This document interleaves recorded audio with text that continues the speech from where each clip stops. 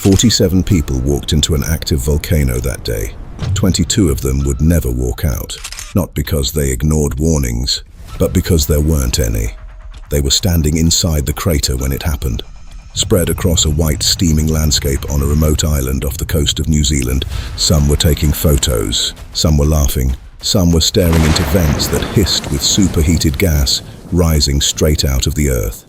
It felt dangerous, but in a controlled way, like the risk was understood, like it was being managed.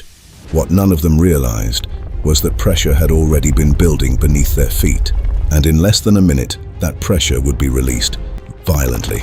Without warning, there was no alarm, no visible signal, no time to run, just a sudden explosion from deep below the surface that would turn the crater into a blast zone in seconds.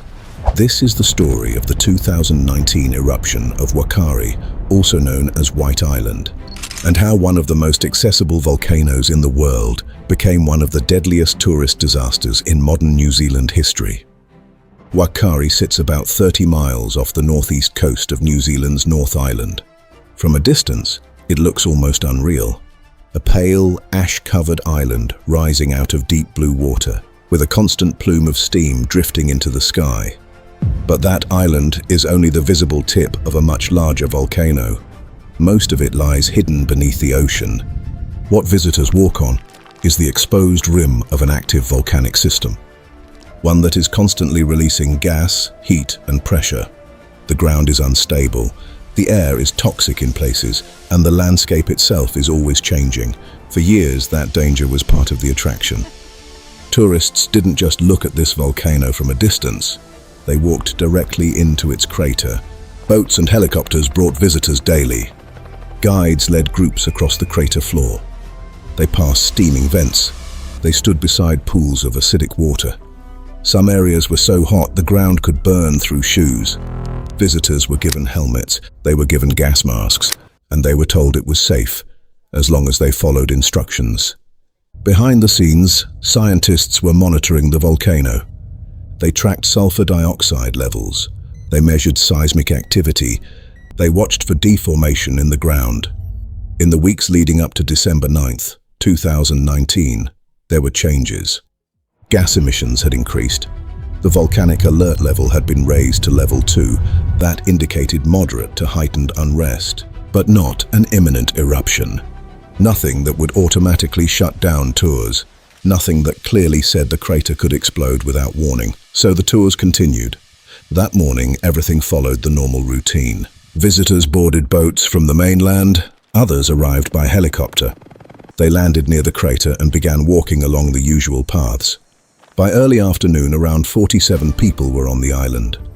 Tourists and guides, spread out across the crater floor. Some were near the main vent. Others were further back along the walking track. At 2:11 p.m., the volcano erupted. Not gradually, not with any visible buildup. Instantly. A phreatic explosion tore through the center of the crater. Superheated water trapped beneath the surface flashed into steam. The pressure release was explosive. It blasted ash, rock, and gas thousands of feet into the air. Within seconds, a dense cloud spread across the island. Temperatures in the blast zone surged to hundreds of degrees. Visibility dropped to zero. The air filled with ash and toxic gases. People closest to the vent were hit immediately, exposed to extreme heat, superheated steam, and fast-moving debris. There was no time to react, no time to understand what was happening. Some were knocked off their feet, others were engulfed where they stood. Further from the vent, people tried to run. But the crater offered almost no shelter, no real cover, just open terrain coated in ash and rock. Footage recovered later shows how sudden it was. Groups walking calmly through the crater, talking, taking photos, and then, within moments, everything disappears into a thick, grey cloud. Back on the mainland, communication with the island was lost almost immediately, but the eruption plume rising into the sky was visible.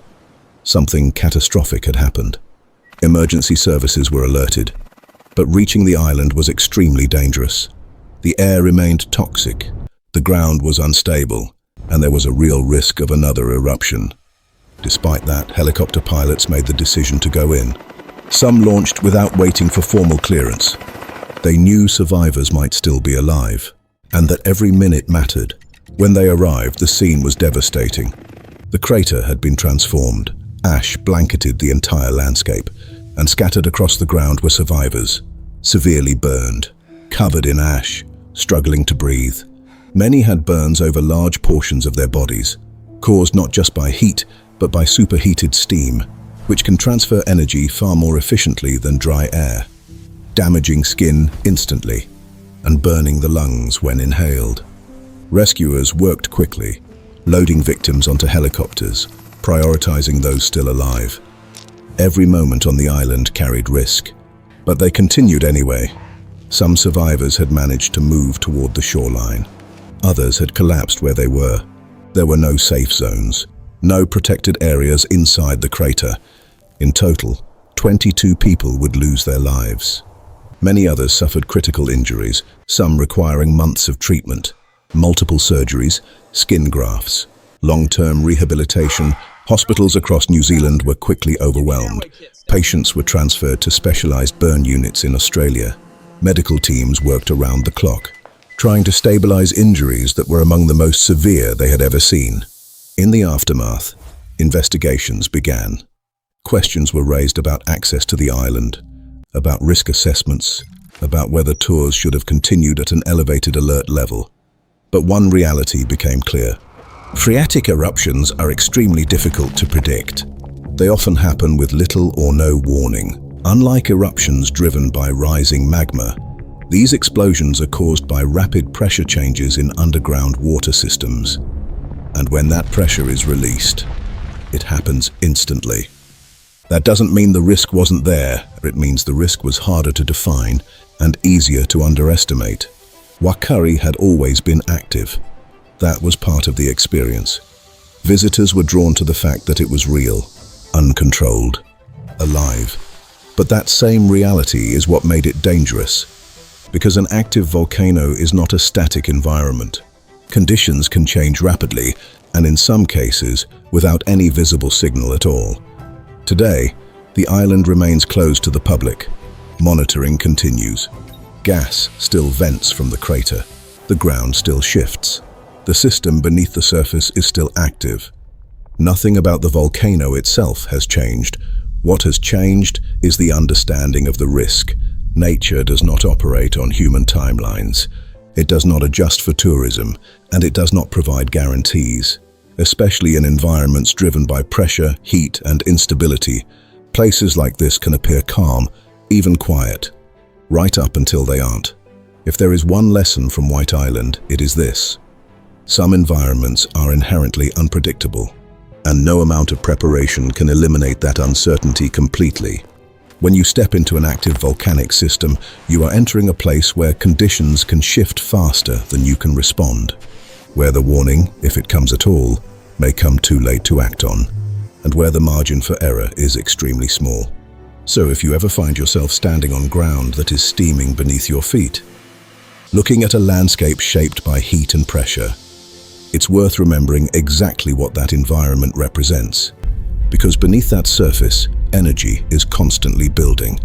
And when it is released, it happens all at once, with no regard for who is standing there when it does.